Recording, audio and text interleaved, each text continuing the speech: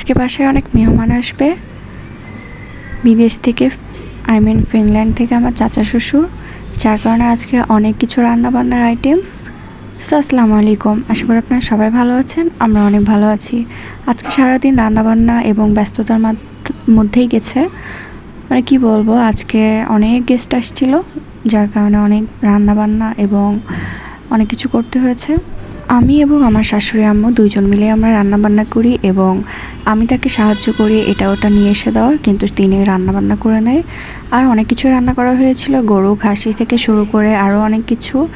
এবং এখানে হচ্ছে মুগ ডাল দিয়ে মেবি রুই মাছের মাথা ঘাটি করা হয়, যেটা আসলে খেতে সবাই অনেক পছন্দ করে।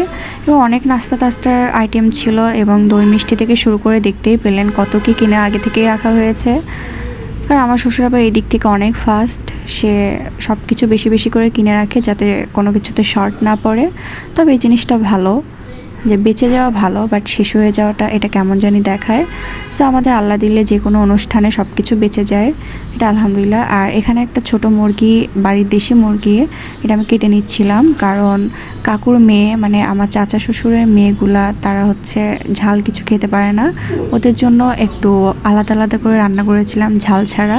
আর এইদিকে আমি ডেকোরেশন করে নিয়েছি, মানে প্লেট এভরিথিং সব কিছু সাজিয়ে নিয়েছি যাতে তারা এসেই খেয়ে নিতে পারে। আর এটা ছিল শুক্রবারের দিনে ব্লগ। আর শুক্রবারের দিন সবাই ছুটির দিন ছিল, এই কারণেই সবাইকে শুক্রবারে ইনভাইট করা হয়।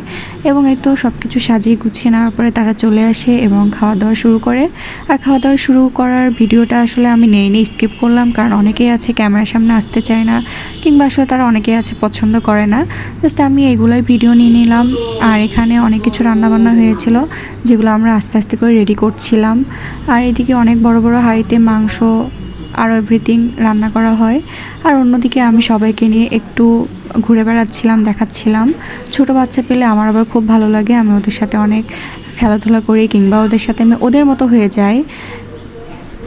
যেহেতু কাকুর মেয়েরা বিদেশে থাকে, ওরা তো আসলে এইভাবে মুরগিকে খাবার দেওয়া কিংবা কিভাবে কি করতে হয় সেটা ওরা জানে না। তো আমার শাশুড়ি আম্মু ওকে এটাই শেখাচ্ছিল, ইভেন ওর হাতে দিচ্ছিল যে তুমি এইভাবে চাল দাও। আর আমি এটাকে একটু ক্যাপচার করে নিলাম, হয়তো কোনো একদিন দেখতে পাবো এবং ভালো লাগবে।